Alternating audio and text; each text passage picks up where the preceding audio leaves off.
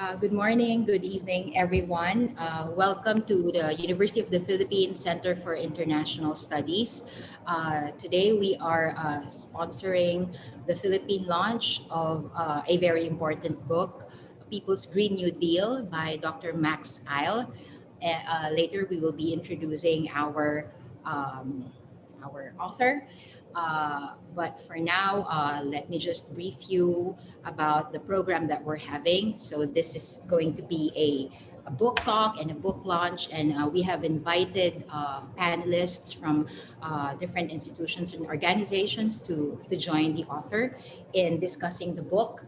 And I will be your facilitator for today's program. I am Sarah Raimundo, and I am coordinating the course Global Studies, in which our guest, Max Eil, is one of the authors that we have engaged. So our class is also here with us. We also have guests from various organizations and I think different classes associated with our panelists.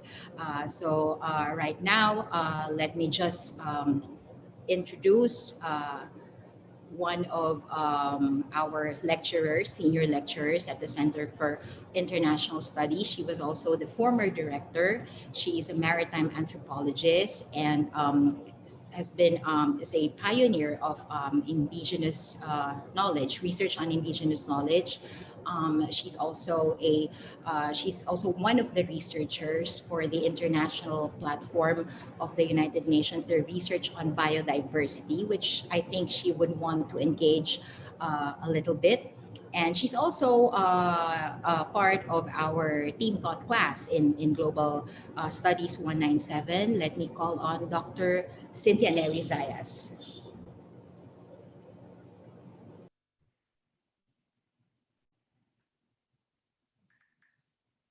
Shim, you are muted. Please unmute your mic. Okay. There. Thank you. We can hear you well now. Good morning to everyone. Magandang umaga, Max. Thanks for coming and joining us in our class. This is a huge class. I think we have less than 15 in our, is it Cultures of Disaster? It is a class on cultures and Okay. disasters focused on COVID-19. Yes. And this is an interesting class because it it goes back to the deeper issue of the problems that we have, that we are facing now. And happily, Max is linking us to the Green Deal, and we will certainly be uh, uh, enlightened, because I look at this Green Deal as very old notion in our own culture, in the Filipino culture. Remember that we are really animist in heart and Christian outside.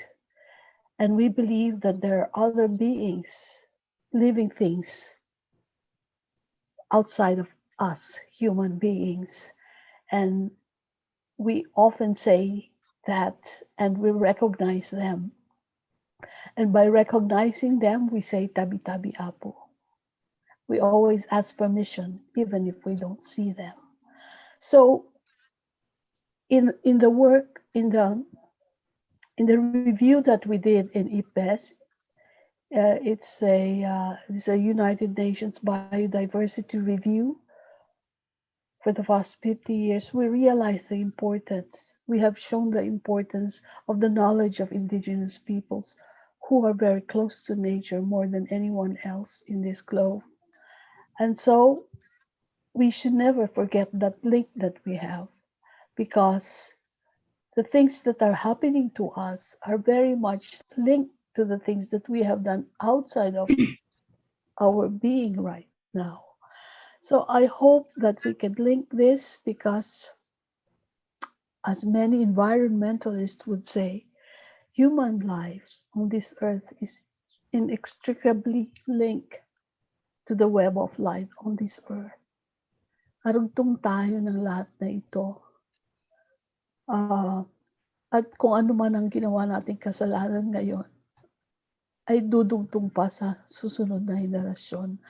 Let's watch, let's listen, and let's share our ideas on this matter because many, many things that our ancestors taught us we have forgotten. Let's go back. Let's go back to the old knowledge and let's look at it in a new light.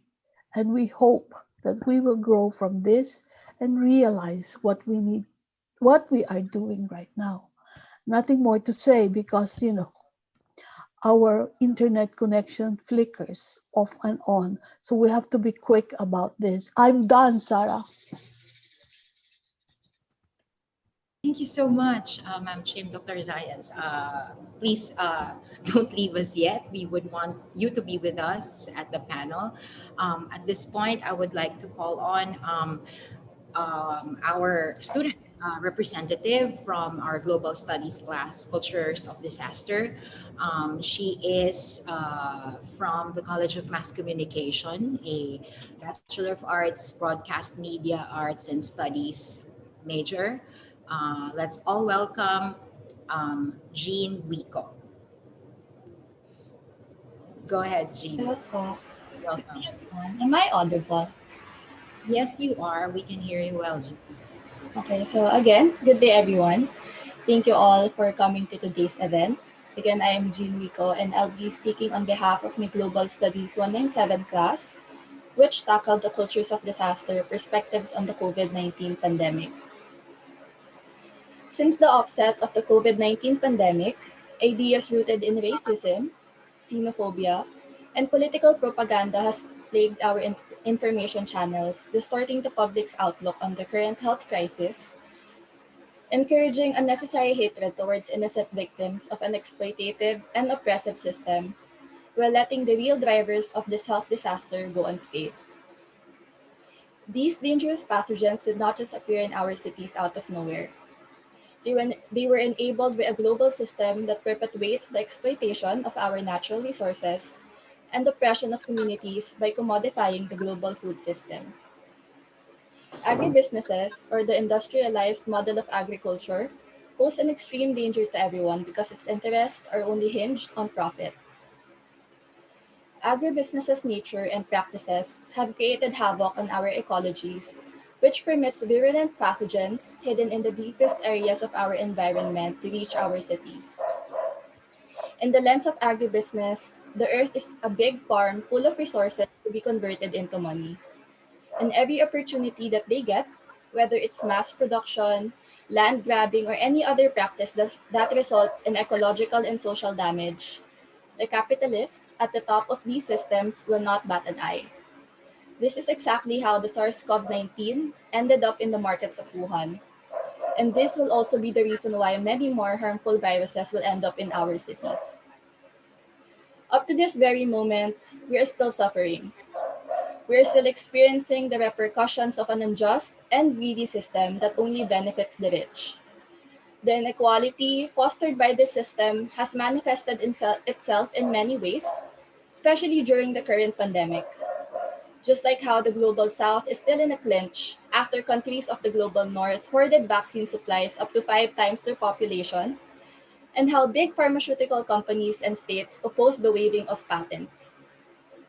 Therefore, we need to resist racist and xenophobic ideas, resist the highly capitalized food production, resist inequitable economic system and policies, and most of all, we need to resist imperialism. Unless we create a system that is not rooted in exploitation and oppression, our safety will always be at risk. There is a need to talk about the real origins of the pandemic. We need to fight off arguments that are based on misinformation, racism, xenophobia, and propaganda. Finally, we have to fundamentally change our food system. Hence, the need to develop for a radical People's Green New Deal. Thank you.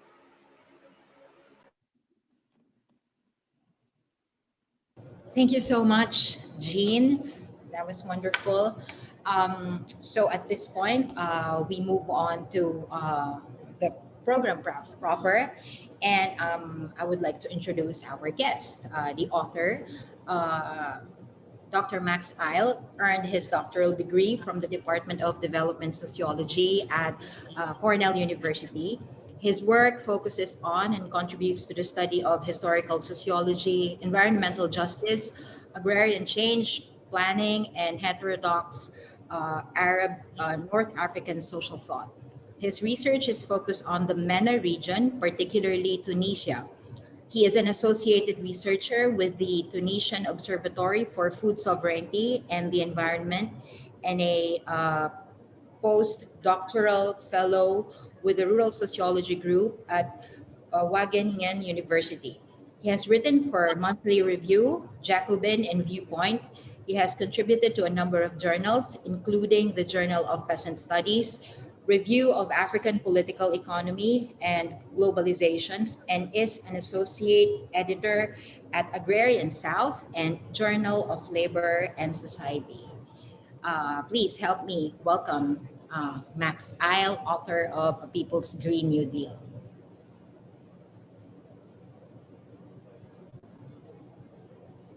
Okay, people are clapping.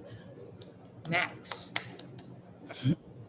man of the hour, it's your turn. Yeah. Yeah, Okay. Shall I start? sure.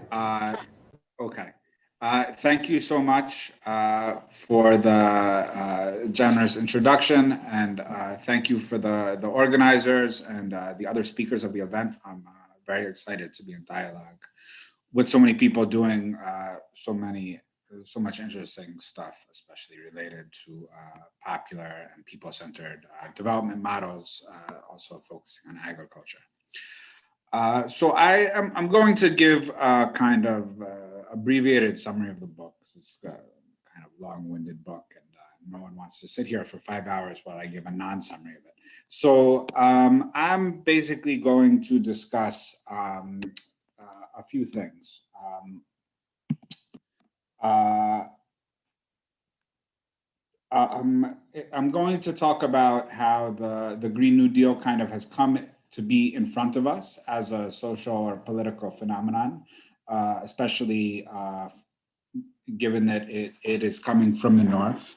And so I'm going to say, why are we discussing a Green New Deal in the first place, and offer a perceived US political economy, the ecological crisis, a breakdown in the mode of rule. I'm going to talk about the GND as one solution to these crises, but although we can actually imagine four, I'm going to lay out those four and then elaborate on the radical version. So to start with the ecological and political context. The ecological aspects are relevant on two fronts. I mean, one of them is rising ruling class awareness of the urgency of the ecological crisis, visible, for example, in the 2018 IPCC report, which for the first time amongst these reports used language that was almost alarming in its departure from the normally placid bureaucrats' prose of previous reports. That document argued for rapid and far-reaching transitions in energy, land, urban and infrastructure, including transport and buildings and industrial systems, and noted that systems transitions are unprecedented in terms of scale, but not necessarily in terms of speed, and imply deep emissions reductions in all sectors. It added there is no documented historic precedent for their scale. The other ecological phenomenon we can observe is uneven exchange, which manifests, of course, as the periphery suffering from integration into the world market. And this is not merely through the well-known phenomenon of super exploitation, but also through industrialization, industrial agriculture, meaning the export of pollution, the widespread degradation of the environment, the enclosure of atmospheric space, and rising and uneven southern vulnerability to catastrophic disasters. The political aspects are one, the slow and only relative decline of US hegemony. I do not mean the fascist thesis that the US is no longer or will no longer be people worry an empire. The nuclear backstop, the dollar as reserve currency are proof of enduring empire.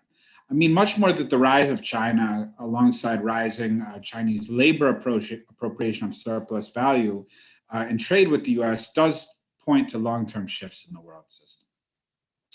In the core, part of this breakdown has been a rise of confused social democratic politics in the core.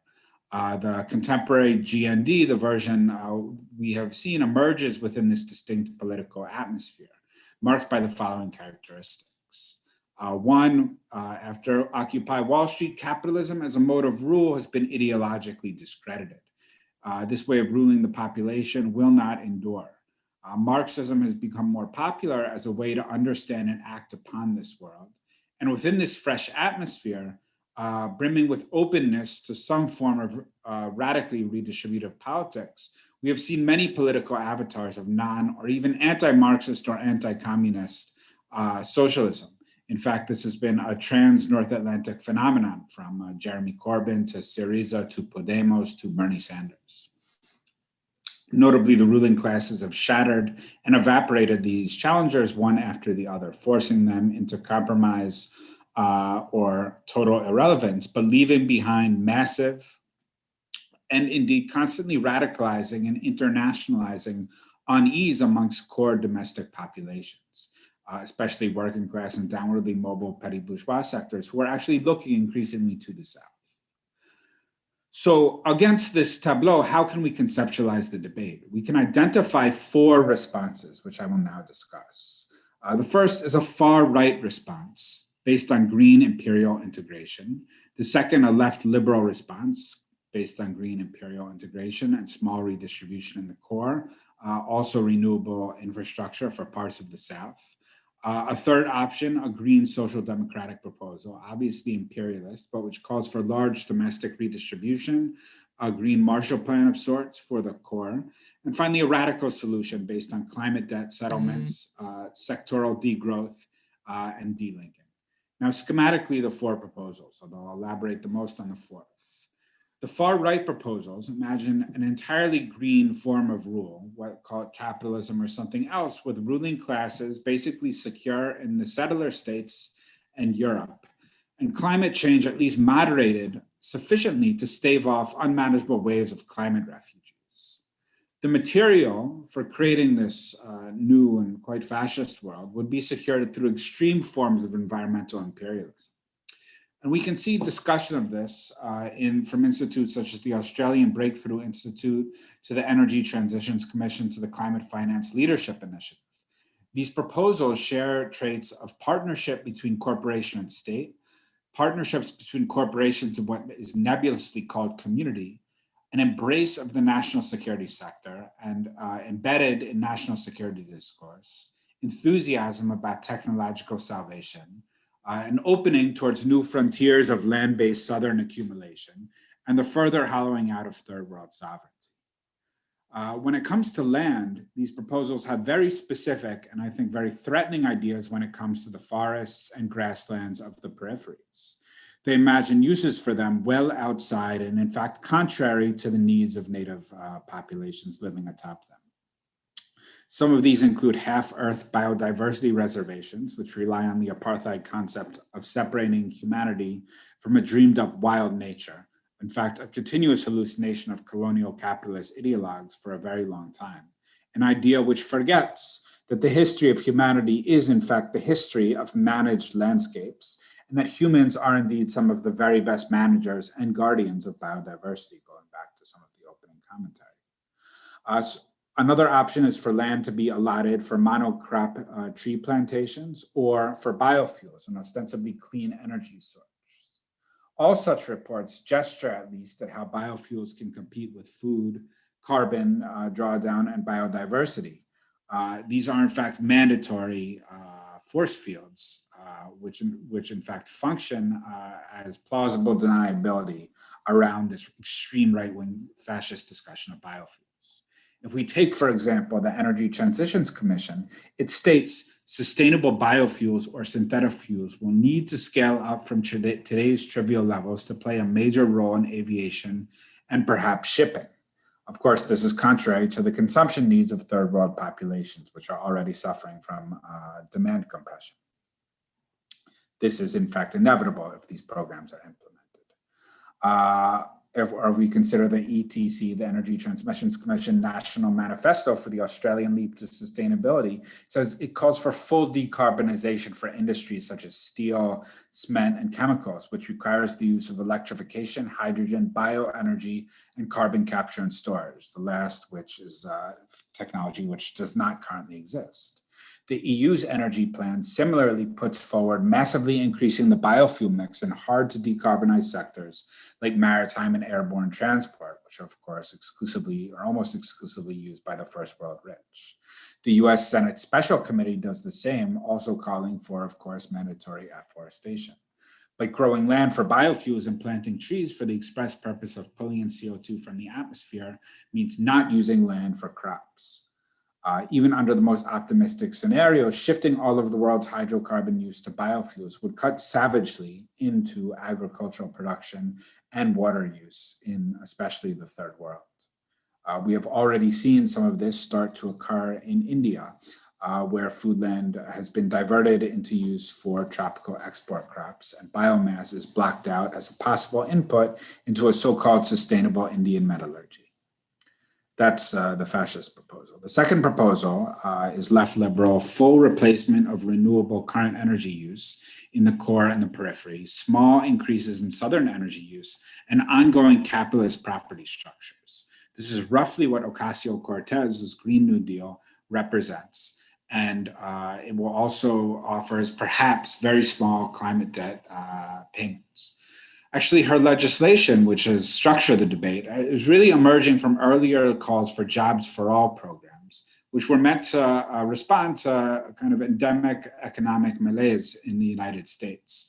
The legislation referred and was contextualized against wage stagnation, deindustrialization, and anti-labor policies in the United States, alongside the need to keep the climate below 1.5 Celsius of warming.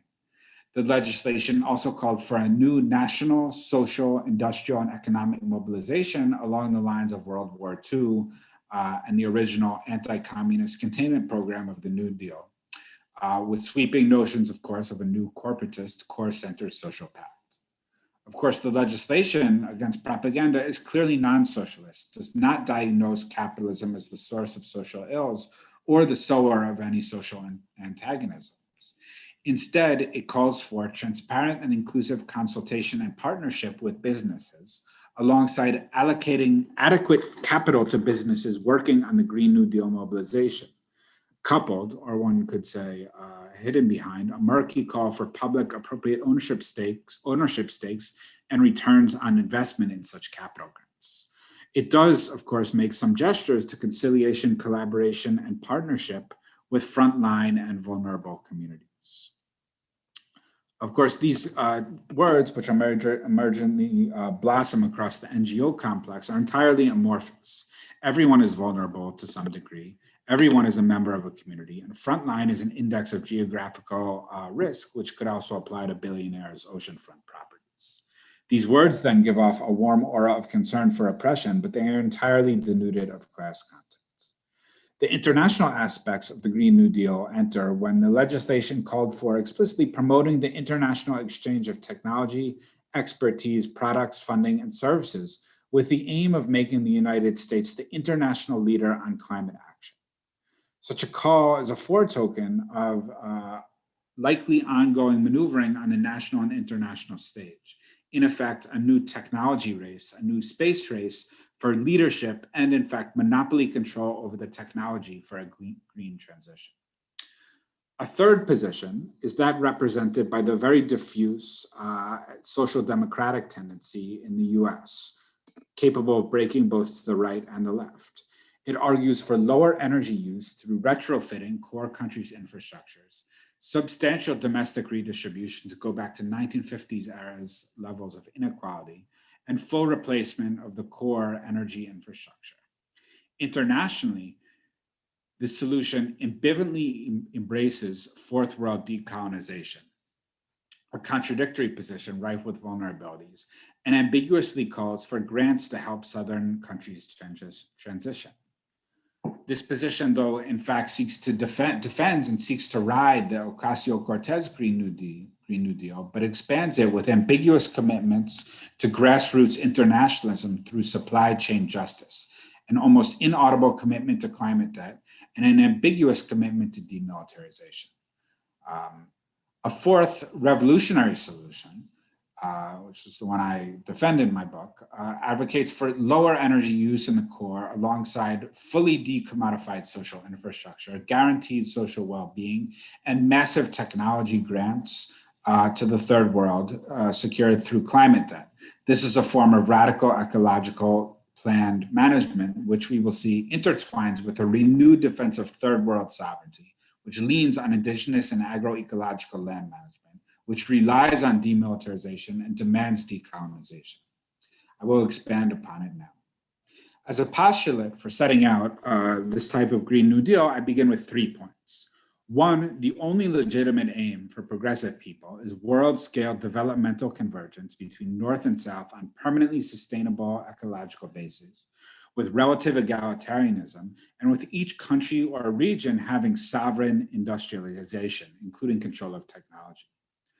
So we need to think about how to get to that outcome, how to think about what kinds of political, social, and other interventions are needed to arrive at it.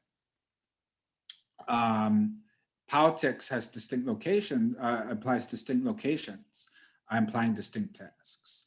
And of course, agriculture and land use are utterly central to this process, hence my emphasis on them, which does not imply a rejection of sovereign and ecologically modulated industrialization. Central to developmental convergence, absent from the progressive liberal Green New Deals, is the national question, which we may bracket out into 3 elements.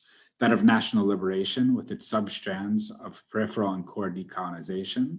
Second, a renewed sovereignty system, which manifests as a defense of the gains of decolonization.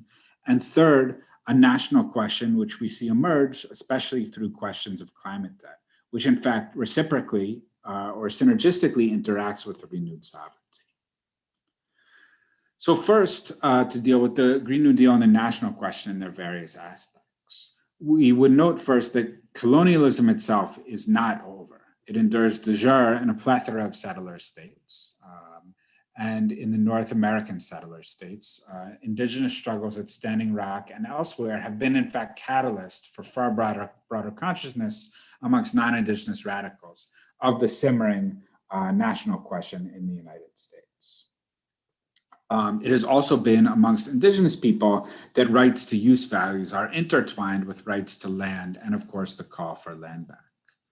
This national question has an explicitly ecological component since the largest arenas of biodiversity preservation are in fact indigenous managed, a premise which applies not just in the US, but also in the world. Second, there is a question of renewed sovereignty.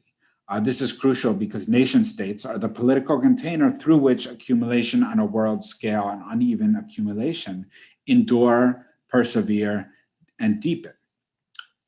They structure uneven access to the fruits of world production.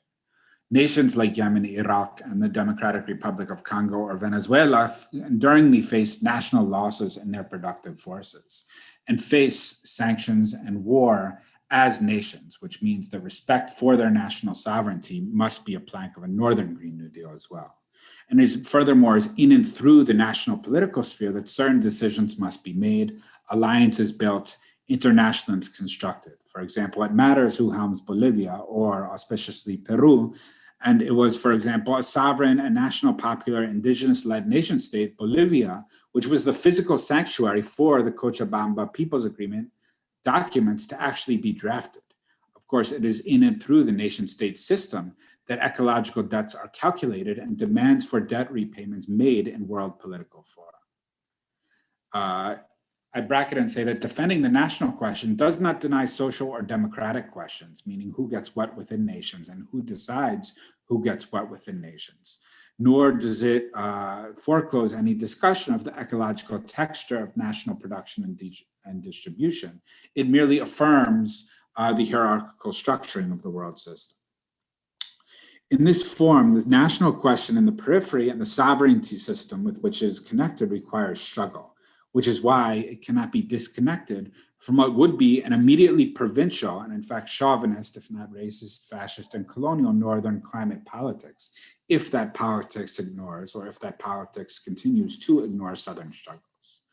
Programmatically then, this national question in a People's Green New Deal has a third component, which implies a recovery and radical developmental thought and practice of the agreed upon banner of transformation from 2010, from a decade ago, which is climate debt as a component of the broader ecological debt. Ecological debt is based on understanding that capitalist production and consumption in the wealthy world has vastly overrun the world's space for waste, including, especially salient here, the atmospheric space for that all-important waste product of fossil capitalism, that is carbon dioxide. Climate debt more specifically refers to the appropriation or enclosure of world capacity to absorb greenhouse gases, with staggering implications for the poor world's development path. This is, of course, the emissions component of the climate debt, and there are other components as well. Quantitatively, as of 2008, at a carbon price of $50 per ton of carbon dioxide, the value of the historical carbon debt would have been around $37 trillion. The IPCC estimated that a carbon price of between $150 and $600 is required to keep global warming below 1.5 Celsius. Those numbers would increase the size of the debt owed to the South to between $112 trillion or to $448 trillion. More concretely, or broken out on a per annum basis, Bolivia demanded provision of financial resources by developed countries to developing countries, amounting to at least 6% of the value of GNP of the developed countries for adaptation, technology transfer, capacity building, and mitigation, 3.24 trillion per year. And this is why Bolivia faced a coup d'etat from the United States. In concluding, I want to now note how agrarian issues and land use management are central to global systems change and just transition. There is first, of course, the obvious but in fact under-remarked point that if third world agrarian systems are reoriented to their laboring classes rather than luxury and raw commodity exports to the north, and if land must be tended north and south, this implies some higher percentage of core populations in agricultural labor. My estimate is around 6 or 7%, but it could be higher or lower. But it affirms that actually the North faces an enduring agrarian question, although this is suppressed again in most Northern climate and agrarian commentary. Second, then, it is increasingly clear that the unwalked peasant path, meaning worldwide land to the tiller agrarian reforms, paying attention to gender equalities, and ideally, but not necessarily through cooperatives, is the only path to third world ecologically sustainable development. It is the only way to secure a national surplus for sovereign industrialization in the periphery or to feed a hungry national populations. Of equal importance for the purposes of our conversation and Global Green New Deal, agroecological farming and attention-intensive land management can in fact increase yields in peripheral farming while reducing labor inputs and substituting for them attention inputs, as has been proven in the Cuban experiment. Furthermore, from a productive aspect, ecological land management can produce potentially a great deal of raw materials needed for sovereign manufacturing and industrialization, which would free up capital and, if necessary, imports for heavy industrialization and the transition worldwide, especially in South, to renewable energy. And also investments in renewable transport systems and arresting rural-urban imbalances. So third, in a bit of historical poetic justice, we now know very well that peasant and smallholder agroecology has been actually empirically proven to pull carbon dioxide from the atmosphere, as can attention-intensive pastoralism. The limits of these are not known. The upward bounds of the process may indeed be enough to bring atmospheric CO2 levels down to early industrial levels if emissions cease soon enough. And it would then be somewhat ironic that it would be the small peasant class, the preserver of so-called traditional knowledge, and very often spit upon North and South as a barely surviving relic of the past, or as a fetter on the means of production and the means of development, who in fact holds in her hands the keys to the future of humanity. So thank you very much, and I'm very much looking forward to the subsequent discussion and presentations. Thank you. Thank you so much, Max. Uh, that was a wonderful presentation, and of course, we encourage people here to read the book. It's available on Pluto Press. You can visit the Pluto Press website. So our guest speaker just discussed very briefly the various solutions to the climate crisis, of which COVID-19 is one of its current manifestations. And basically, these solutions, which he discussed, represent the shape of the global class struggle under global capitalism, where the maintenance of this catastrophic system, which is capitalism, is being challenged by radical alternatives. And even if the Green New Deal is something that's being proposed in the United States, um, the author himself states in his book, and I would like to quote that Green New Deals are agendas for governing, for deciding who gets what and how much, who does not get, or how little they get. Since the United States economy is connected through its monopolies and its military to oppressed nations and classes all over the world, a United States Green New Deal is an agenda for governing the nations of the planet. It could also be something else, um, not an ecological empire, but empire's end, unquote. So at this point, we proceed to the next part of the program, which is the panel. Um, Dr. Isle will be joined by our guests, whom we have invited from different organizations and institutions. But before that, let me just recognize people who are here with us today. Of course, the students of Global Studies 197 and other students, I believe, from other courses, and our audience from on YouTube. Welcome and thanks for joining us. Please just send in your comments on the YouTube channel, and we will be, we will be documenting them. And if you have questions, we will raise them here. We would also encourage the same, those who have comments or questions, please just write them on the chat box. But before that, let me just also recognize other participants with us. They're professors from different departments. It's so nice to see you again. It's been a long time. We haven't seen each other since this COVID-19 menace. Professor from the College of Arts and Letters, Department of Philippine Studies, Professor Carlo Mongaya, from the College of Fine Arts, Department of Art History, Professor Lisa Ito. Hi. She from of course our very own unit, Center for International Studies. We have Professor Ray Macapagal, and we also have Dr. Gina Umali. Hello. Okay, I like that when they put the heart there. Who else? Oh, from Far Eastern University, Department of Mathematics, we have Dr. Richard Lemense. Who else? Okay, I'll check.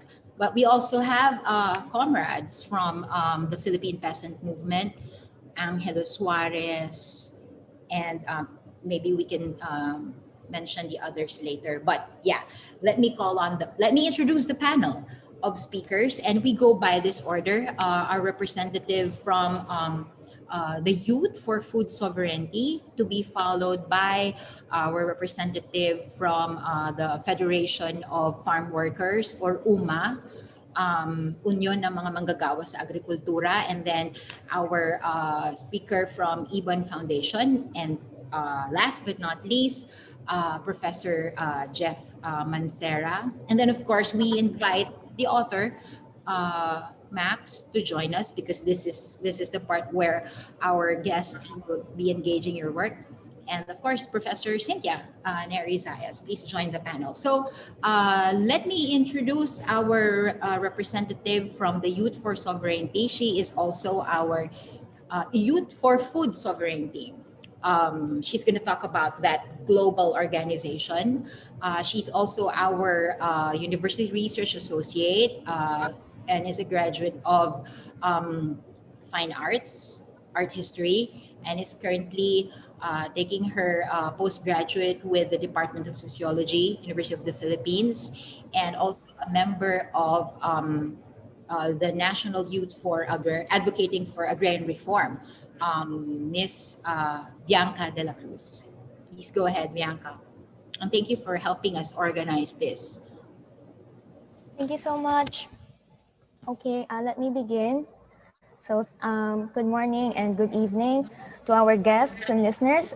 Thanks for having me. My name is Bianca. I'm with the National Network of Agrarian Reform Advocates Youth, as well as the Youth for Food Sovereignty, or YFS.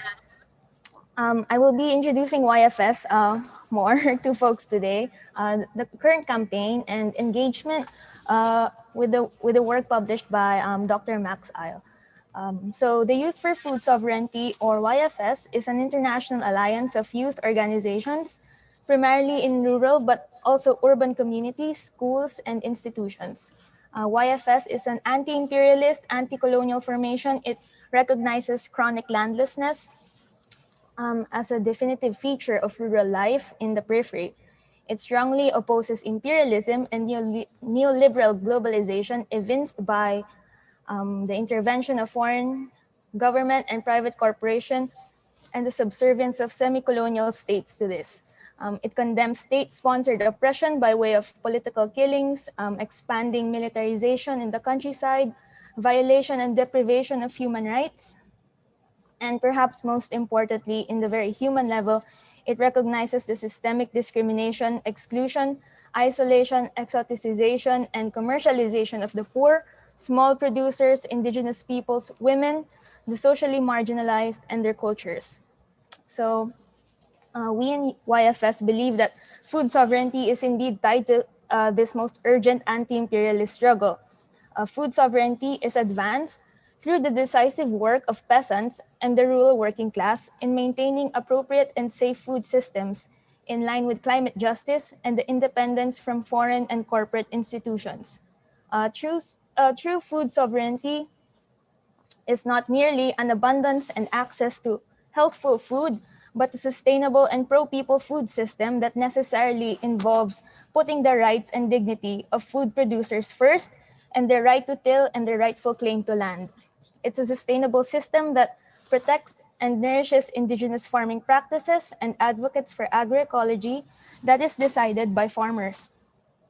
In this regard, I'd like to introduce you to the Global People's Summit on Food Systems. The Global People's Summit on Food Systems is part of the Hungry for Change campaign, which is an ongoing initiative of the People's Coalition on Food Sovereignty, or PCFS, and its network to highlight the people's right to just, equitable, and sustainable food systems. This summit was conceptualized as a counter summit to the UN Food Systems Summit, or UNFSS, to be held this year. It's composed of movements and organizations of landless peasants, agricultural workers, fisherfolk, indigenous people, rural women and youth, or small food producers who produce 70% of the world's food, yet remain among the world's poorest and food insecure. Organizers of the summit oppose the UN's inaction and its leaving out of genuine food systems transformation that will ensure people's right to food in its program. The UNFSS is supportive of sustaining corporate control of food systems, strengthening the influence and effects of neoliberal policies on local production and farmers' lives. The UNFSS agenda, unsurprisingly, does not include addressing issues of farmer landlessness and land grabbing by big agribusinesses, nor the displacement of rural communities for private investments and large development projects in its so-called action tracks. The UNFSS also fails to address human rights violations, especially against farmers and indigenous peoples staking claims on the land. Corporate land grabbing not only displaces communities, Aggressive development projects also affect criminalization, vilification, and murder of innocent people. With the ongoing challenge and obstacles to attaining true food sovereignty, it is therefore not unusual for the youth to feel negatively about the future of agriculture. Let me read part of the statement made by Rahmat Hidayat of YFS, given last 5th of June when the summit was launched. The UNFSS often champions the youth. But what future will we have when local agriculture has been destroyed by the influx of imported food? What future will we have when lands have been taken away or rainforests cleared for corporate monocultures that serve not domestic food needs, but global food chains that value profit instead of the right to food above all?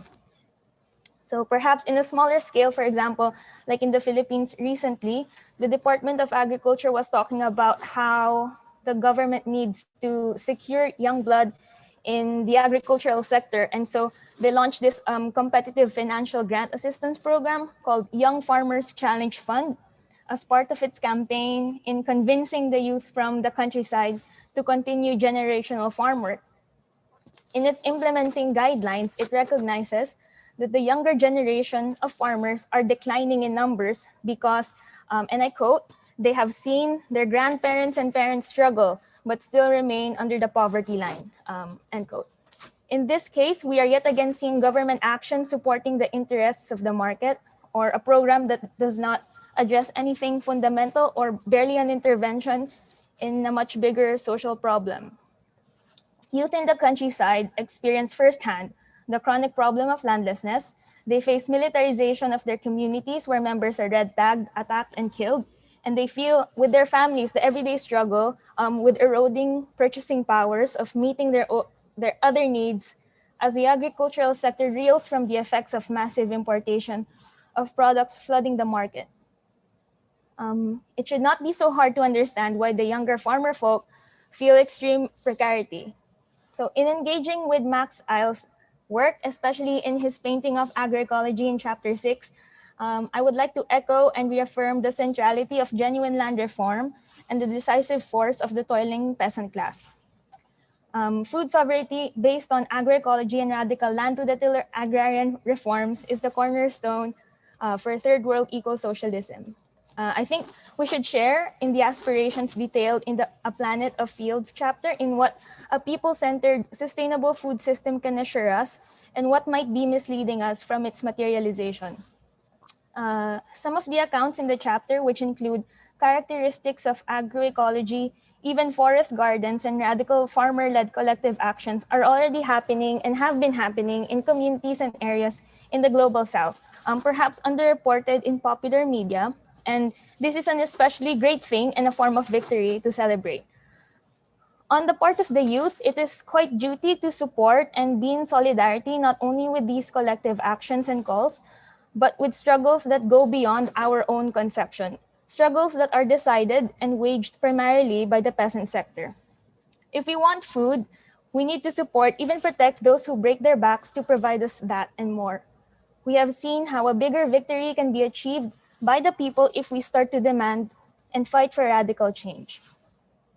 So to end this, let me quote from the book again. The obstacle is structural. It is capitalist and imperialist organization of the food and agriculture system. The solution is anti-capitalist and an anti-imperialist structural change.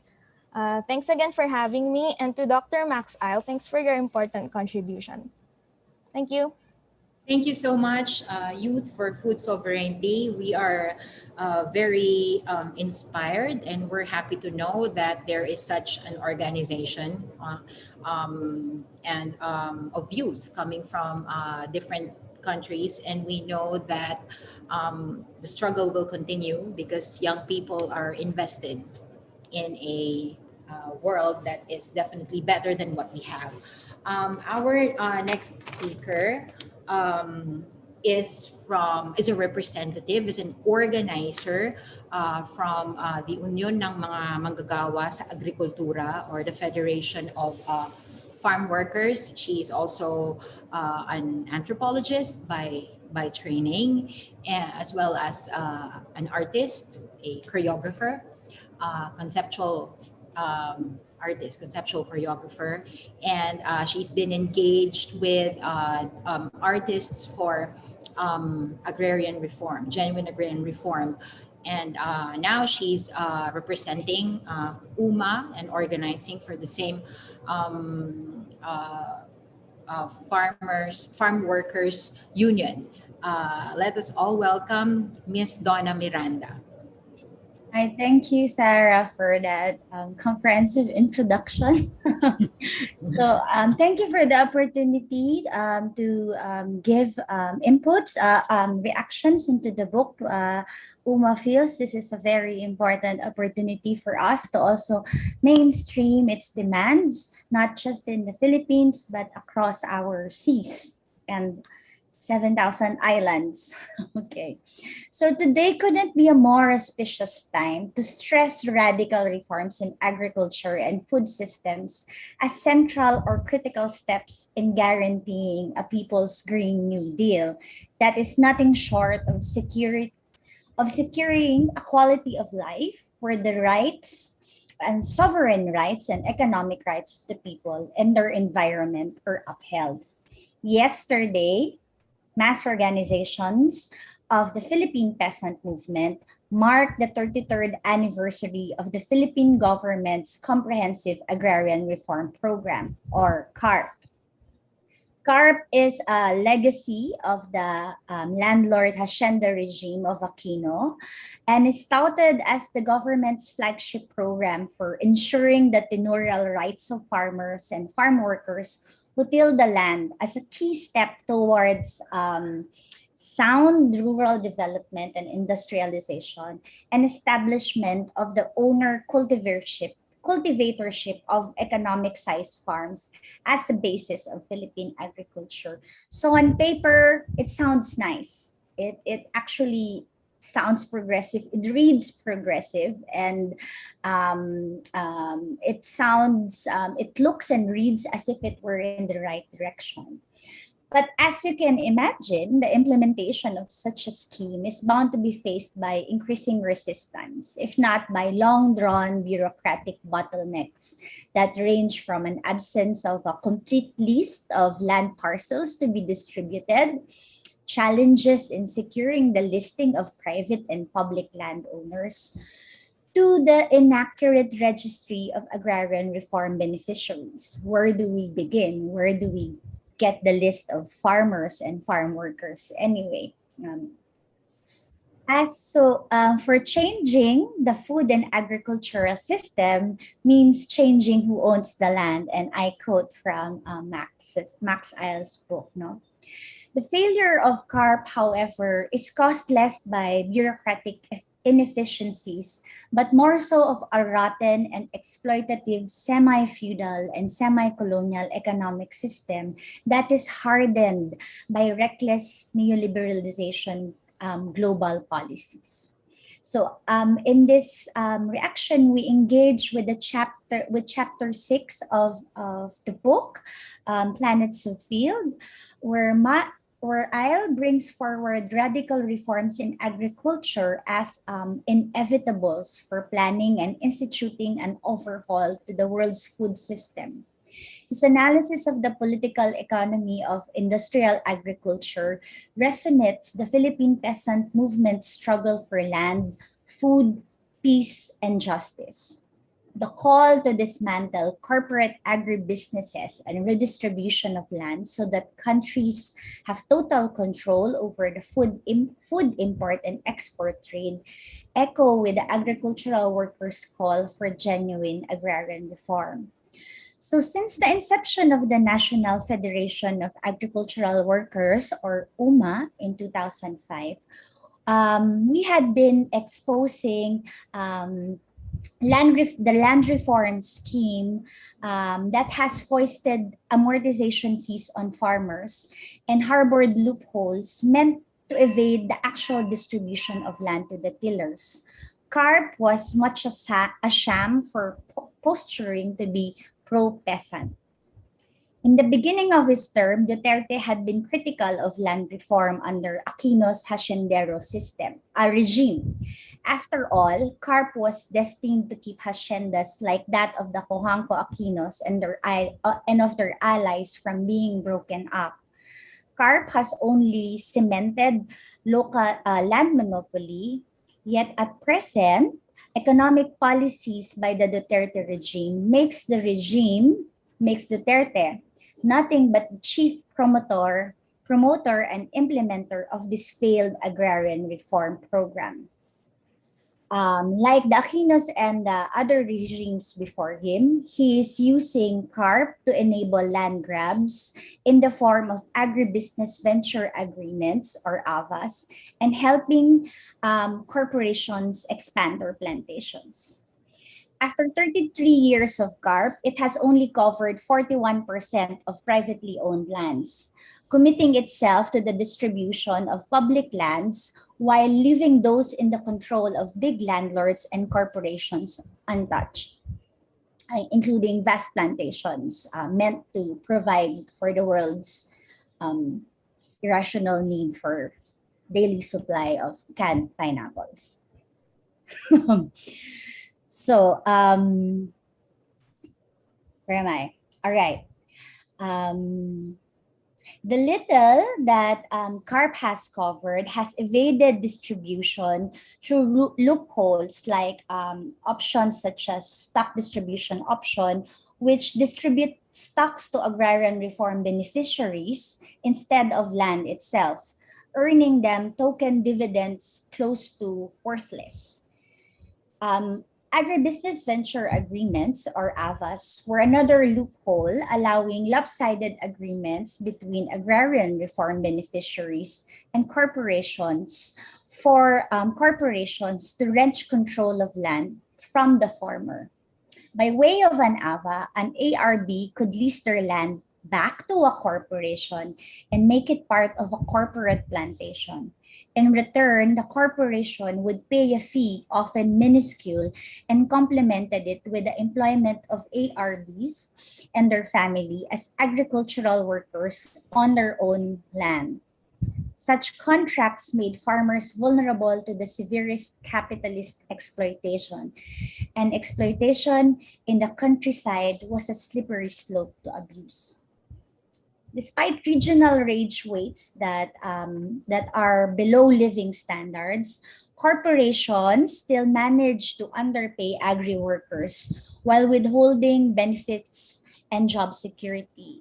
According to our study and the reports from the unions and agricultural workers cooperatives, the wage of agricultural farm worker can go as low as to 10 US cents a day.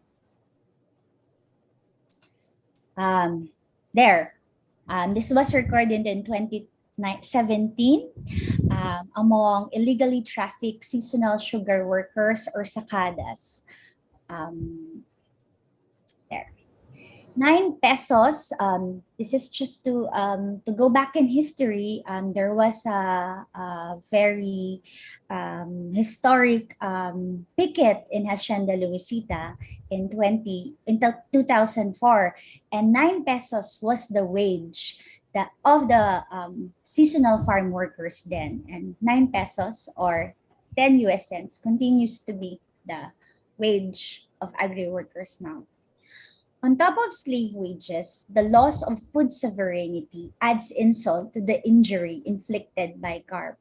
When farmers lose their land to corporations, they also lose their right to make decisions about what gets sown in the land grabbed from them.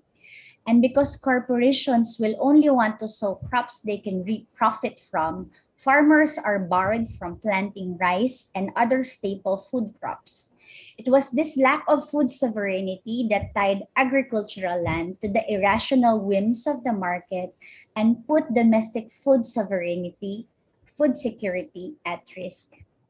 The lack of food sovereignty is most apparent in Mindanao, where millions of hectares are devoted to cash crops like Cavendish banana and pineapple.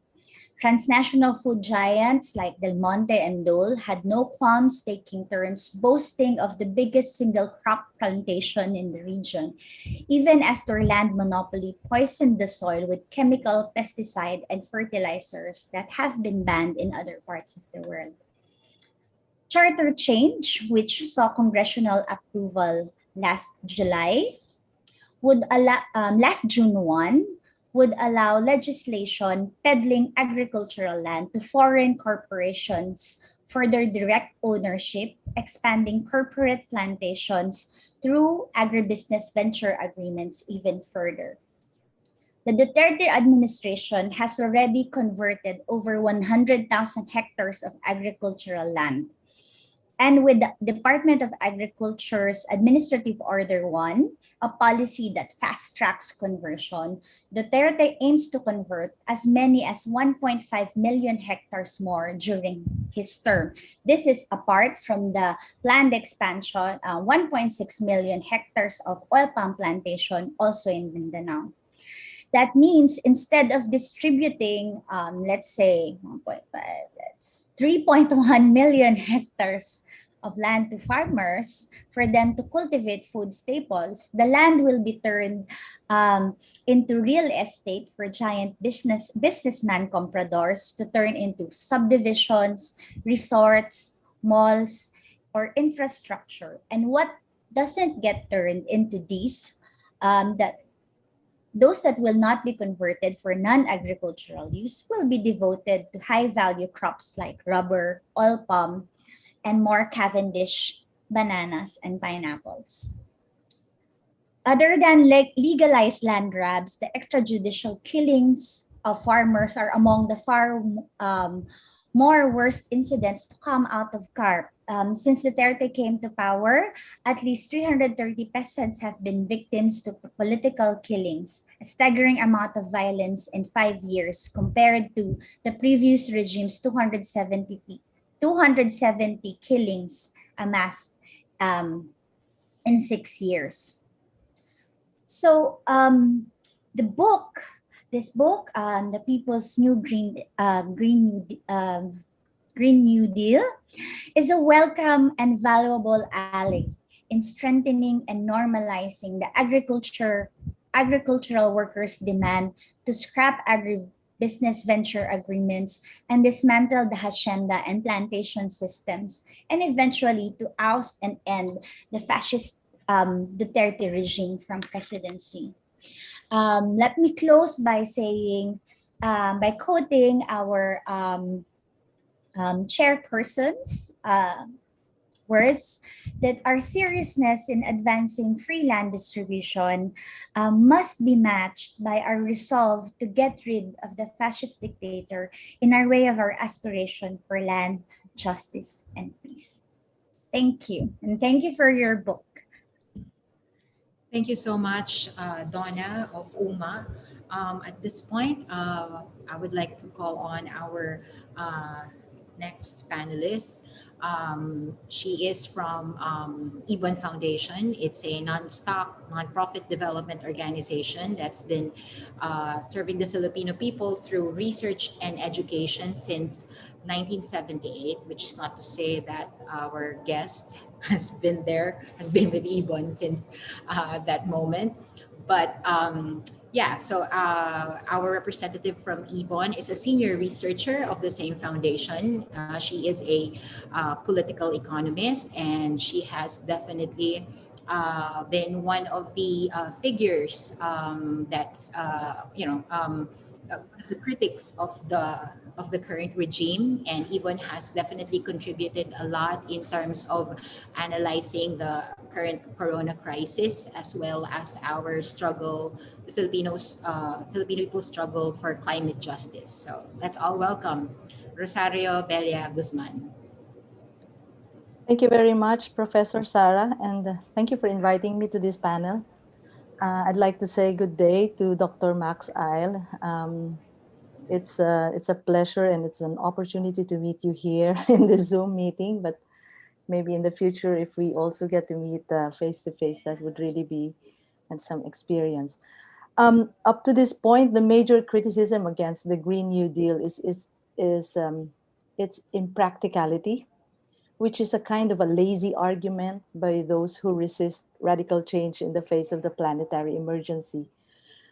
Others may also argue that it is nothing but a platform for left populism with the aim of winning hearts and elections.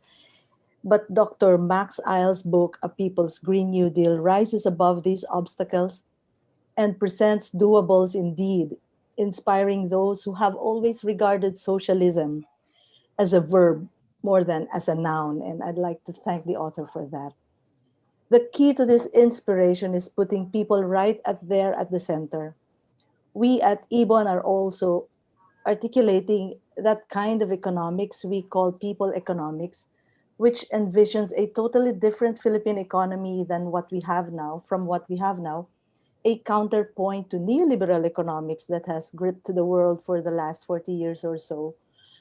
We believe that no amount of blueprint or roadmap is feasible if there's no people's movement behind each proposal.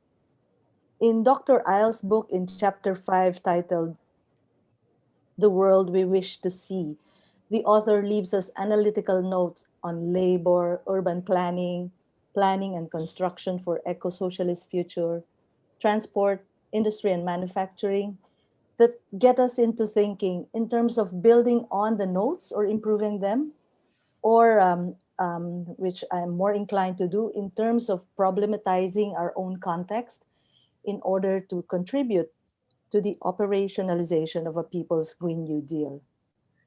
A new economy will inevitably evolve out of a new labor, and in the book proposed to be characterized by a combination of increasing wages and reduced work hours, the new value, therefore, being reacquired and allocated to carbon-free free time, in the words of Dr. Isle.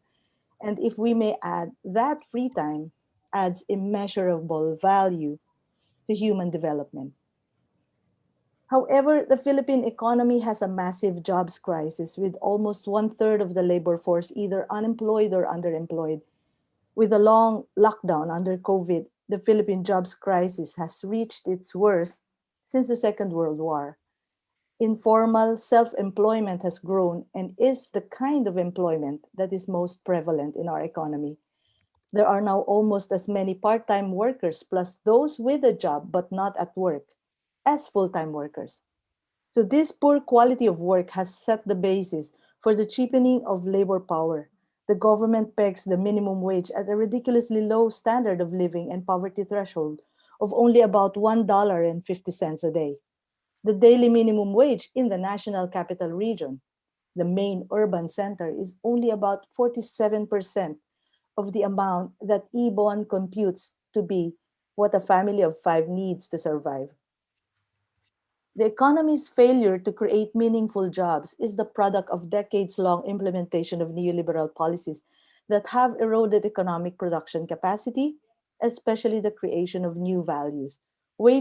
Depression, in our case, is both the consequence of mass unemployment and the product of deliberate cheap labor policy. And at the end of the day, it is the domination of foreign corporations and the landlord comprador class that has debilitated policy making that favors genuine economic development and the working people. The country is one of the largest migrant sending countries in the, relative to population size. The overseas Filipino workers, or OFWs, are exploited three times over by their employers, by the receiving country, and by the Philippine government. They contribute to the surplus accumulation of the receiving countries, while the Philippine society has invested in their education. For the last 40 years or so, the Philippine government has strengthened this labor export policy as a way for the import dependent and foreign investment driven economy to be hedged by dollars at the same time to boost aggregate demand, even though it's just household consumption, which is otherwise dampened by the erosion of agriculture and the manufacturing sectors. In recent year, in recent years, the government has touted business process outsourcing, or BPO, to be the main generator of millions of jobs for the Filipinos. The reliance on BPOs and call centers is, in essence, a labor export policy where the value added in after sales service redound or add to the profits of the foreign manufacturers and capitalists. There was a momentary growth spurt in the sector, creating jobs for old and young population alike, although dead end and in rough working conditions. But this growth started to slow down drastically 5 years ago when global interest rates picked up again and foreign investors moved elsewhere. BPO workers have been put on rotation, work from home arrangements, voluntary retirement, or have been retrenched, especially even under the pandemic. The current dispensation or the Duterte administration is obsessed with the grandiose infrastructure program, which it also claims to be the new generator as well as multiplier of millions of jobs. But the program continues to rely on foreign investors to bring in not only the finance capital, but also the construction materials and technology, as the country does not have its own steel and other metals manufacturing. The program caters to the needs of foreign investors as well, even if the projects are unnecessary for real economic development or irrelevant even as the country staggers to cope with the pandemic. But the program undoubtedly enriches not only the foreign construction corporations, but also the domestic oligarchs whose sources of wealth have been real estate development and land speculation, among others.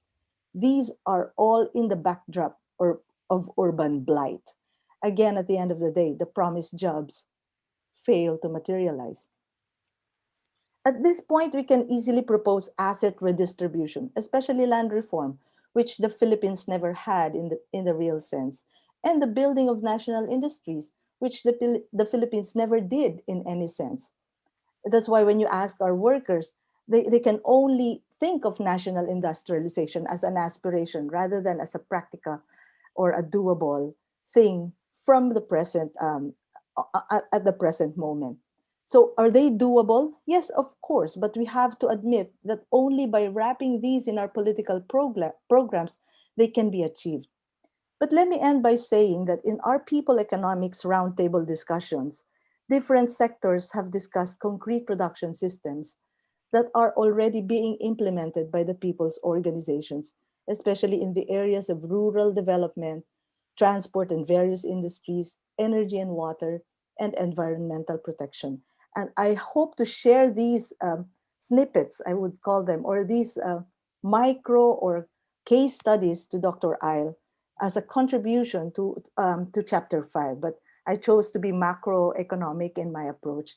But these programs, I can enumerate them: agroecology, organic food processing and kitchens, collective land cultivation, just price from direct marketing, which is also collective farmers marketing of their produce, multipurpose hydro systems, renewable energy community systems, eco-friendly housing structures and cooperatives, community doctors practicing traditional medicine, LUMAD and other IP schools, workers cooperatives, coastal and foreign community-based management systems, among others. We have people's agricultural scientists, environmental scientists, technologists, and the key word there is peoples because they do this for the aspiration of agrarian reform and national industrialization. These are being done already, but the enormity of our problem will require comprehensive multi-sectoral political and organized action. And as early as we get that social cohesion, we begin demanding reparations for historical climate debt and social justice. And thank you also for that um, realization that indeed we can start now, and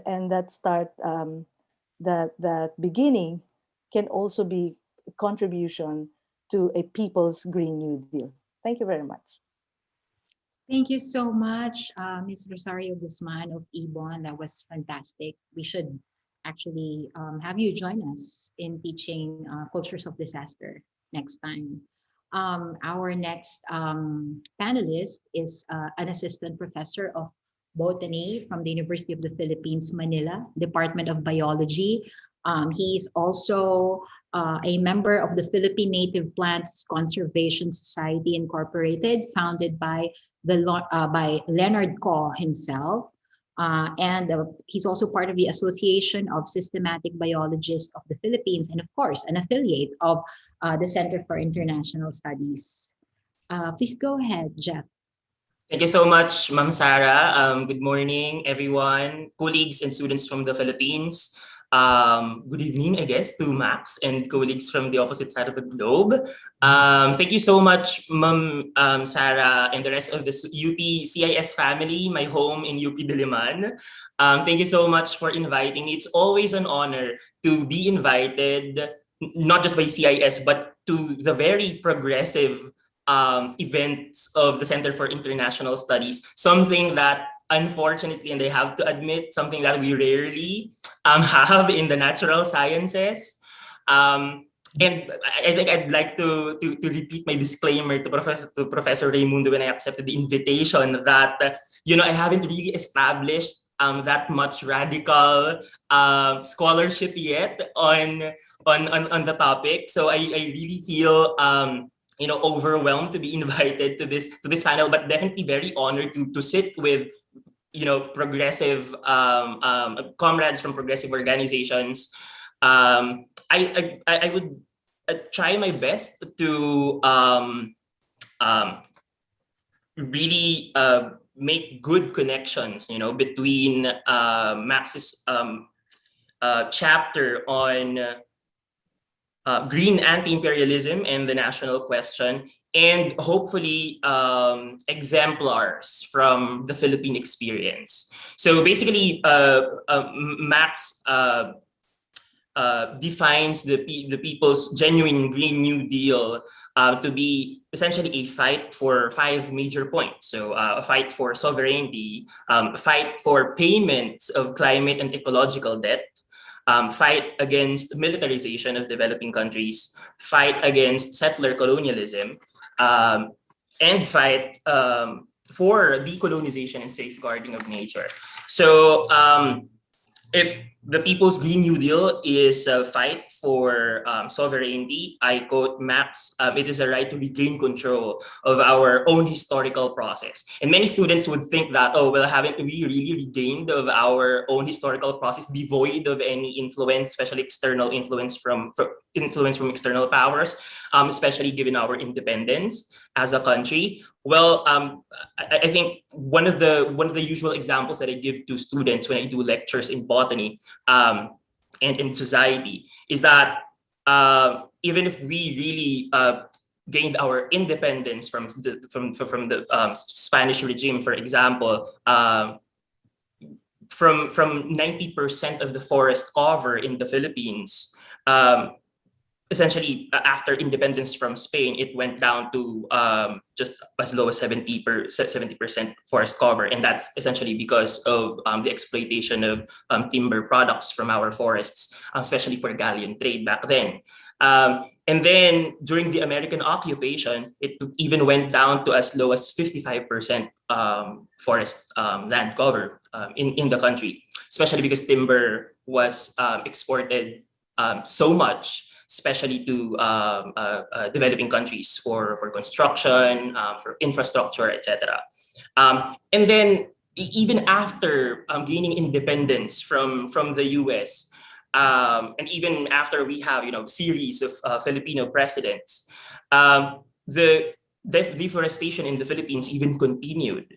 And it was actually worst. The deforestation was worst, really, especially during the martial law era, where Marcos essentially, promoted really the over-export of timber materials from our native forests, definitely for both economic and political gain. And so fast forward to 1990s, we were just left with as low as 20% of forest cover in the Philippines, and it's continuing to decline. Out of that 20%, by the way, 3%, about 3% is the only primary vegetation, meaning all the other forest land cover from the 20% that's remaining are just secondary vegetations, meaning they're just disturbed forests. So I just like to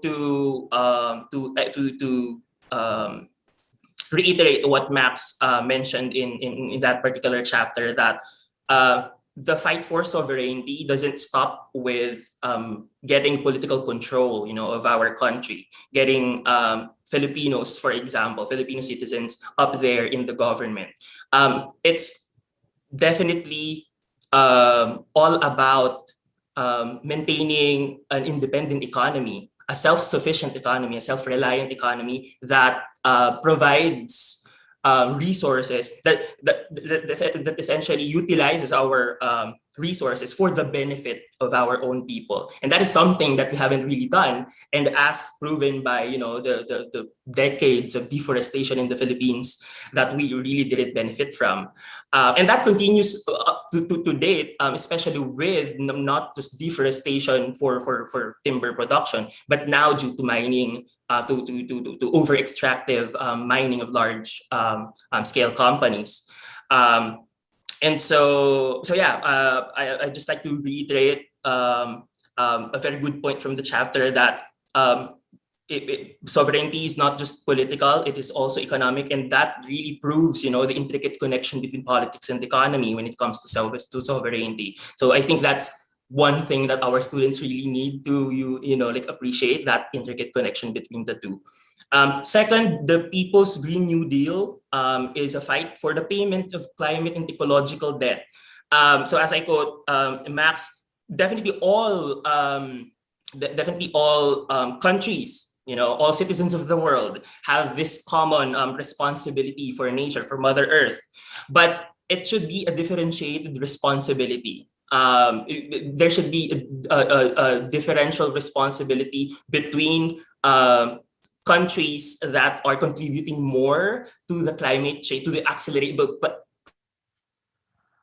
Climate change would be natural, as natural scientists would tell you, but the climate change that we're experiencing right now is the most accelerated in the a differentiated responsibility.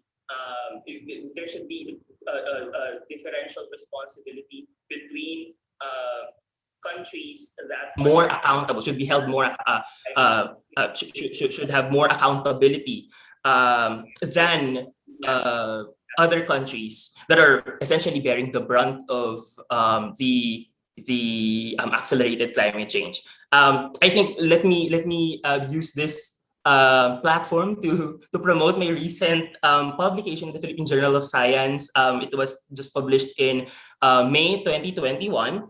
It essentially describes how in accelerated climate change, Philippine native trees, especially those that are endemic and are very threatened already, like they're considered endangered already in the Philippines. In an accelerated climate change, 40 to 60 years from now, these trees will actually migrate because of the changes in climate, because of the changes in precipitation, humidity, temperature. Definitely, these native and endemic trees and threatened trees are expected to migrate places. Essentially, they're going to be restricted to just the top portions of the mountains that we have right now. Many people from developed countries, many people from the first world would say that, oh, well, those changes also will happen to us. That's true, but the effect of having these trees getting restricted to just tips of the mountains have more adverse effect on people from developing countries than those from developed countries, especially because these endemic trees serve as food for our people, especially for those who really live close to those primary ecosystems. And so so these trees being threatened actually means threatened food security for our people. That story you won't necessarily find in developed countries. So Philippines, especially being in the Pacific region, we're definitely very prone to a lot of disasters, as we've experienced already in the past decade. We are also surrounded by many volcanoes. Eruptions have been happening as we speak.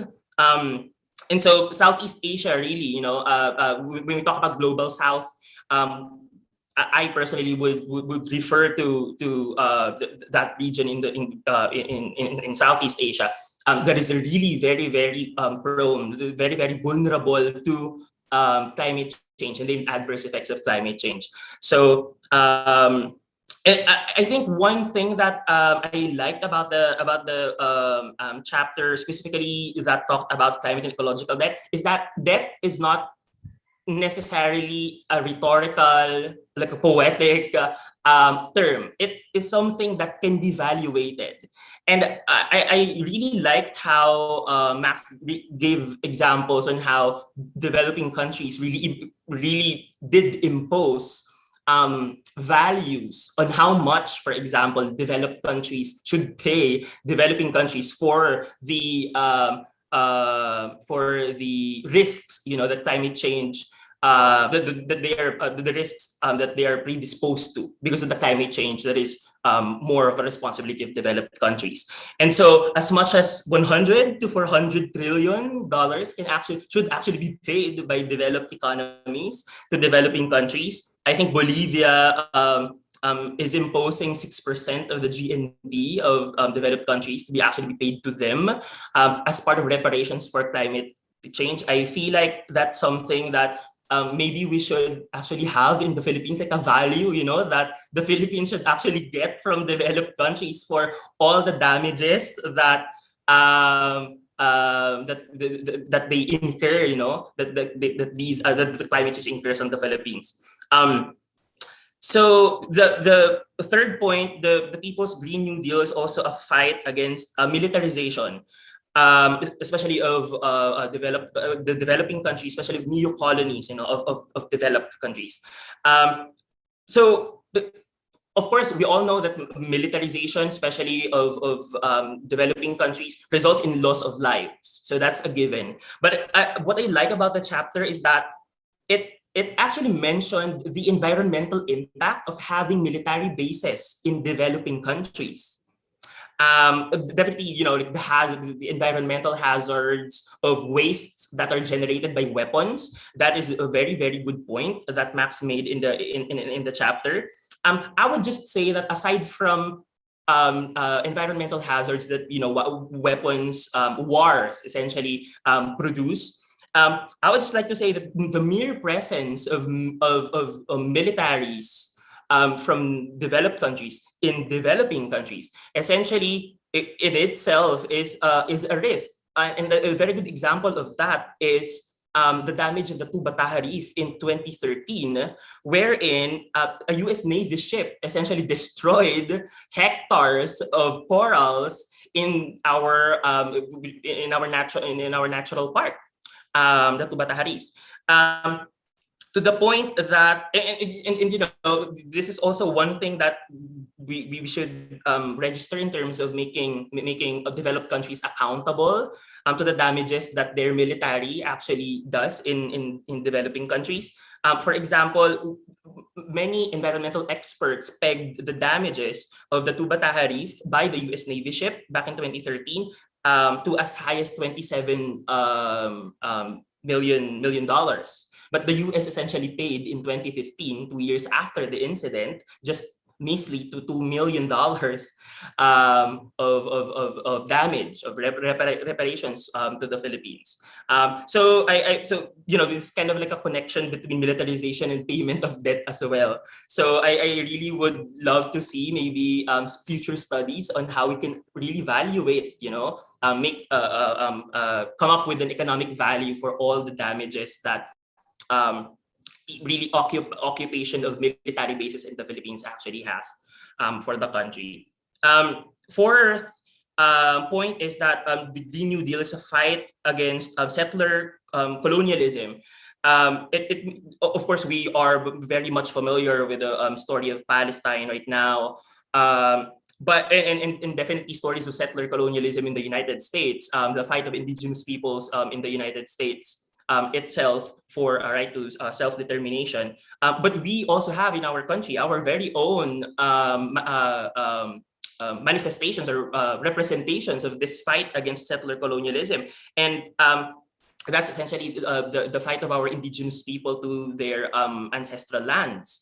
And a very good example of that fight right now is the Lumad struggle for their ancestral lands in Mindanao, which, as we all know, led to the evacuation of the indigenous peoples from Mindanao to parts of the country.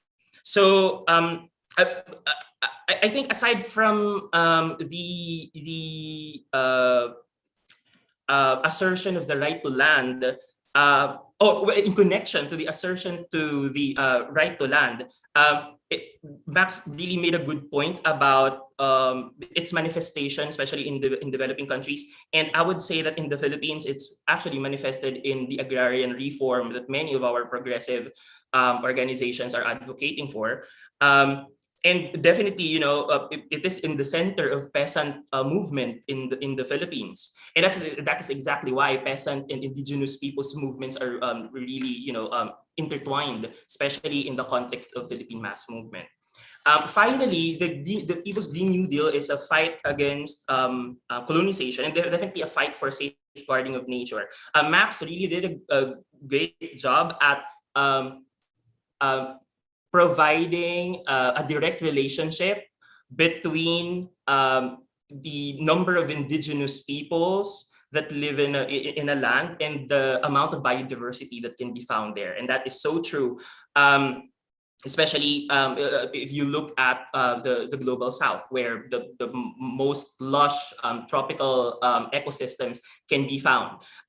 I would just like to promote also another publication of mine in No Other Than Nature in 2020, where we were able to document all the native plants that can be found in New Guinea Island, entire New Guinea Island. And we found that New Guinea is definitely the island with the highest floral biodiversity in terms of land area for all islands across the globe, and even higher than that in Madagascar, and even higher than in Borneo. And I would just like to say that in New Guinea, actually just in Papua New Guinea even alone, there are 1,000 different languages.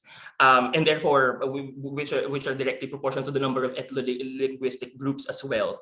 And there are reasons to say that the high biodiversity in New Guinea is definitely an output of the hard work and the stewardship of the indigenous peoples there. Let's not move too far. We have our very own example in the Philippines. In Mindanao, where we have the most number of ethno-linguistic groups in the Philippines, biodiversity scientists recognize that island as the home for the highest biodiversity.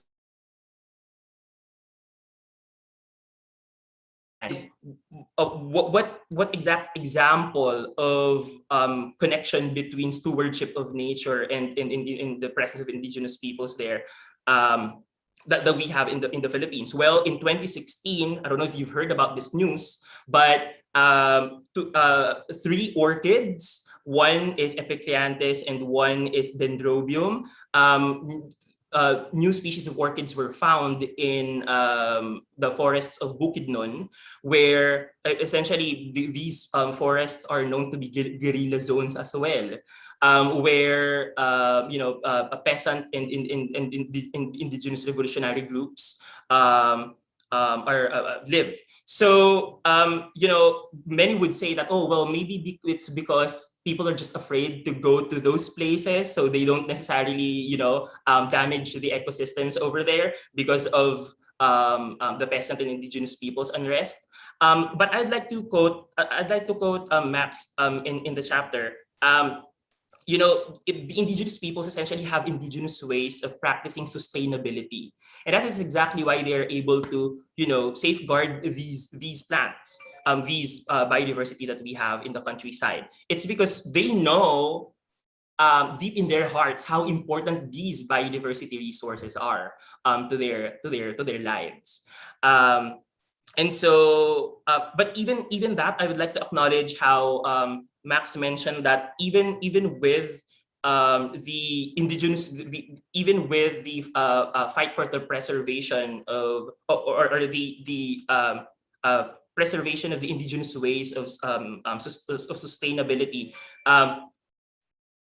we should know that indigenous peoples also have the right to their sovereign industrialization. So whatever development they want for their ranks, and whatever development they need to be, as long as it is for self-reliance and for self-determination, definitely it is something that we should also fight for.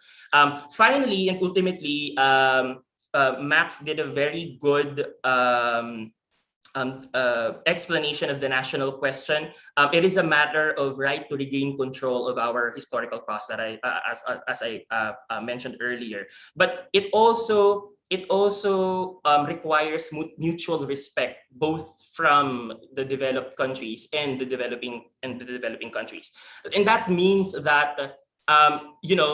This is something that I feel like students have heard already from many progressive leaders among their ranks, that right is essentially, something that is not served on a silver platter. It is something that is fought for. And so definitely there are many ways by which developed countries will exert or will assert their opposition to the rights that the developing countries are fighting for. But it is a very huge but still possible task for the developing countries to really assert their rights to sovereignty, despite oppositions from developed countries. And I think, that's a very good point that Max made in the chapter. My only comment would be that hopefully in the future we can this is a comment not to Max, but maybe to biodiversity scientists in the Philippines actually. Maybe in the future we can have more exemplars or examples of manifestations of these points in the Philippines, in the Philippine context, in the Southeast Asian context. But definitely it's a task for biodiversity scientists, and hopefully we get more progressive and even more radical scholarships from us in the future. Thank you so much, Max, for your book, and thank you so much, UPCIS, for inviting me.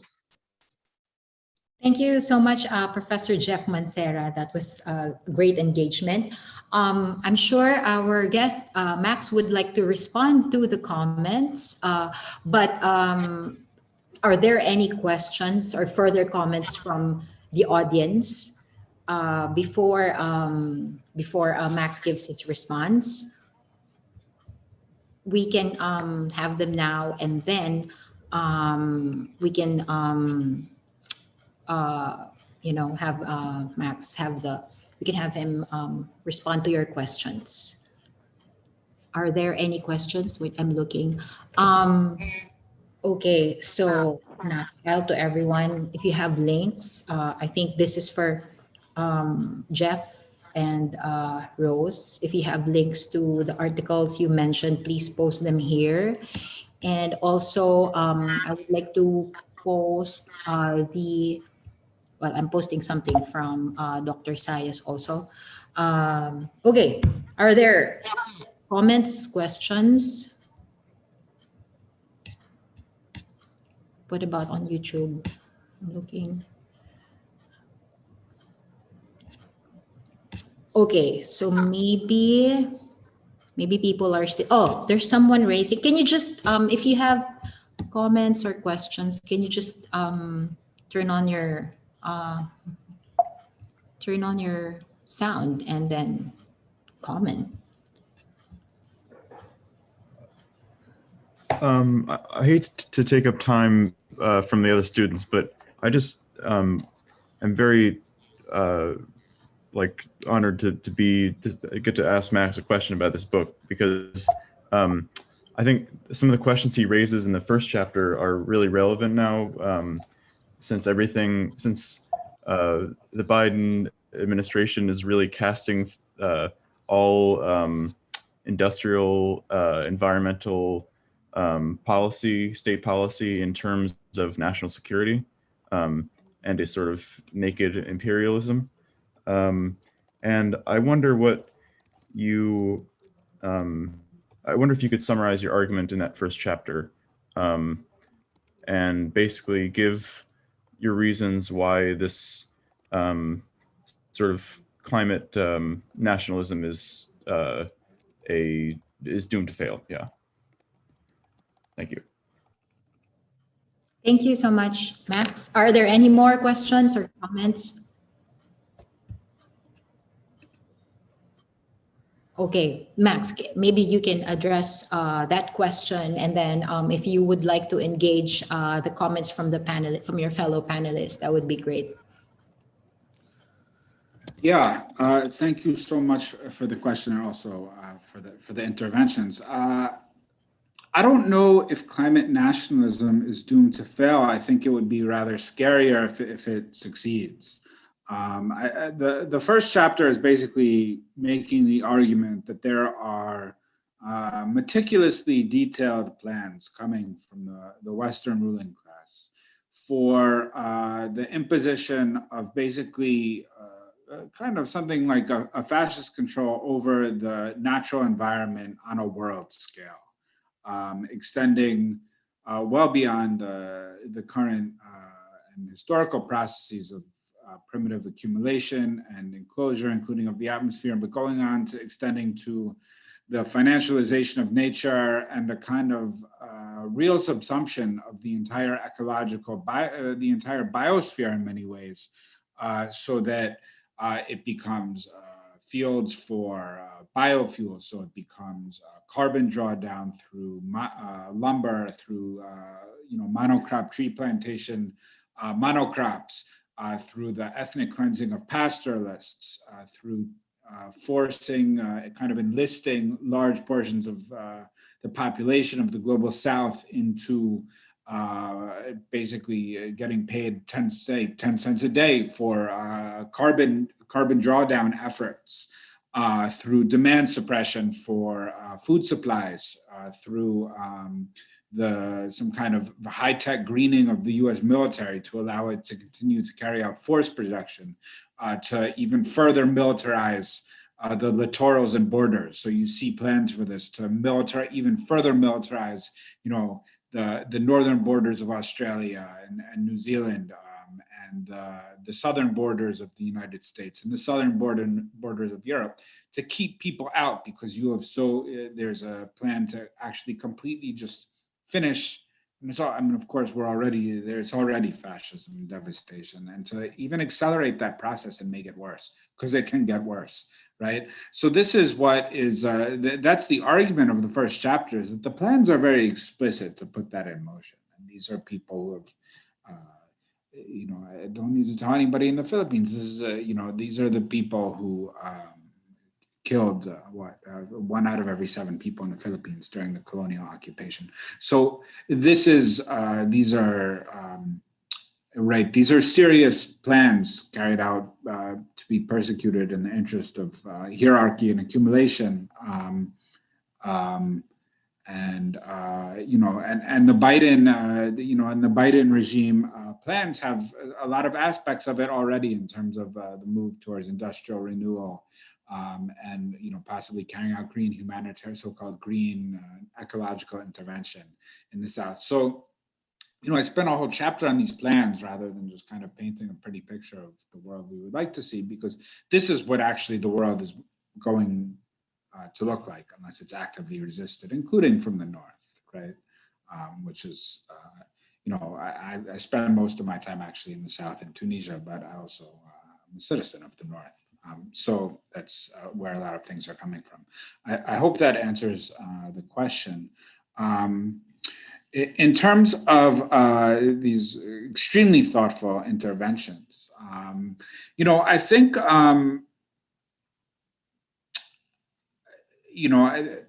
especially in terms of, I would love to be able to read more, especially of these plans. I mean, put out that Rosario was discussing, not just the macroeconomics, but also the production-oriented plans. If there's people science movements, and to share them with people in the North, because I think I think we're in a rare moment of receptivity for the intellectual production the sovereign intellectual production of the South. I mean, this is a time when you can actually, if I may say so, like, you can capture hearts and minds of people in the North. I mean, people or ready to be moved by it, and I think it's a good time to push it.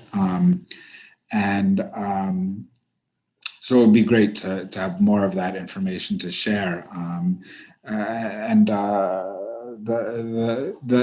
terms of Donna Miranda's commentary about what this devastation that's going on in terms of the tropical export crops, I mean, I can only say that I appreciate the detail of what exactly this current system of the absolutely destructive system of corporate monoculture looks like. And I think this is, again, this is so central to get this information out there, both to clarify the nature and centrality of the agrarian question in, semi-colonial countries like the Philippines. And this 10 cent an hour is just, it's shocking beyond belief. And to show that that's directly tied to the types of consumption that people are, for worse, probably used to in the North. I mean, this is what it costs to be able to eat pineapple year round, is that someone is going to get paid 10 cents an hour. And again, I think so thank you for drawing that connection. And again, we need more of these connections drawn to be able to move people.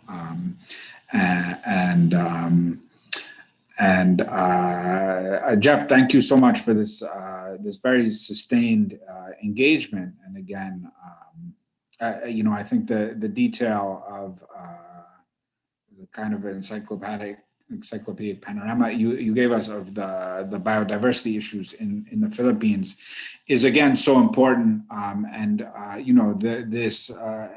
would hope that, and maybe it's already being done. But I don't know if there are these kind of, we charge genocide or we charge climate debt style kind of encyclicals coming from the Philippines detailing what exactly is owed. Again, I think like these resource transfers should be on the table in a very serious way. This is not in my book as propaganda. It's that also. But this is serious. I mean, I think that there is a receptive audience right now in the North amongst radicalizing youth who don't like this world that we're living in, and would be very happy to partake in a different one. And the more the demands are documented and we're able to put forward in a clear way what they are, the more success we'll have in trying to collectively walk towards that world. So thank you so much for all of those engagements. I guess there's one question that just emerged in the chat that I would also like to address, is that my solution is Green New Deal through governance.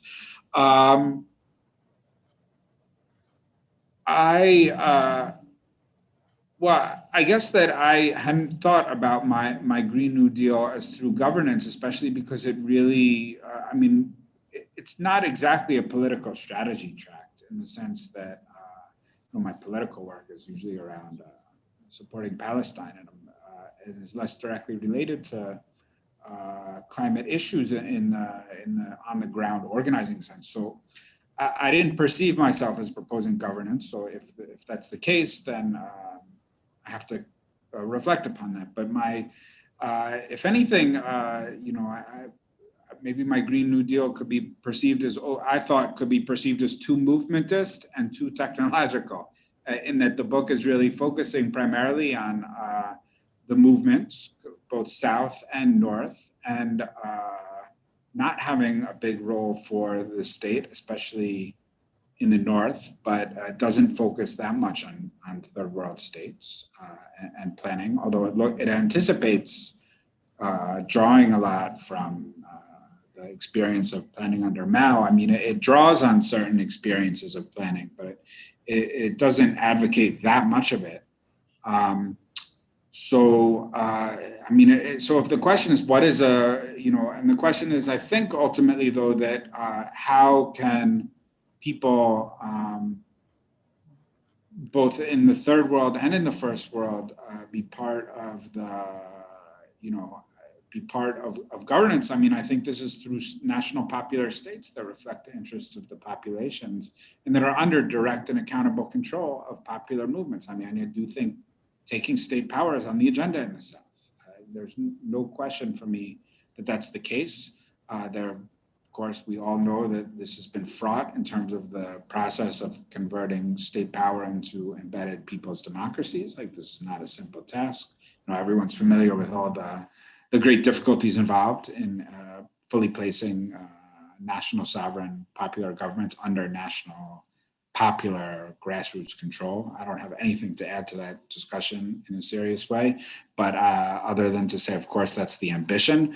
My proposal is more for people in the South to take a lot more control of history from people in the North and to find Northern comrades who believe in that struggle too. I really hope that didn't avoid the question. It wasn't meant to. It just maybe a misimpression or miscommunication. Okay, thank you so much, Max. There may be other questions from the people here on Zoom. I'm not seeing any questions on YouTube, but we're running out of time. It's almost 11. That's too late for our guest. But of course, we will be sending you all the documentation of this of our chat so that we can continue our engagement, as well as, of course, your emails and so on. And Max also tells us that there is a free PDF of his book available online, apart from the one that you can order from Pluto Press. So yeah, this is where our book talk ends. And on behalf of the UP Center for International Studies, let me just thank the panelists that joined us for today and also our audience. Thank you, Max Al, for being with us and for taking your very important and urgent interventions to another level, no less than a book, a People's Green New Deal, which actually extends the very exclusive and Eurocentric solutions proposed by the United States in various ways, as we have discussed in your introduction, to a People's Green New Deal that lifts up the struggles of the Global South. A People's Green New Deal that is actually and finally about us, which makes your book very precious and important. Thank you so much. And we will be having this conversation, more of this conversation in the future. Thank you, everyone, for being with us, and have a good day. Stay safe. Thank you. We will be sending you the links to YouTube link, YouTube streaming, as well as the recording of this one. Bye, everyone. Maraming salamat. Buhay.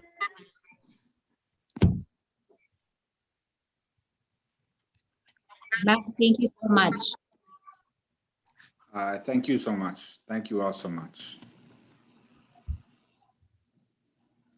Okay, shall we end this? Yes, I'm gonna eat something. I said Okay. I'm gonna go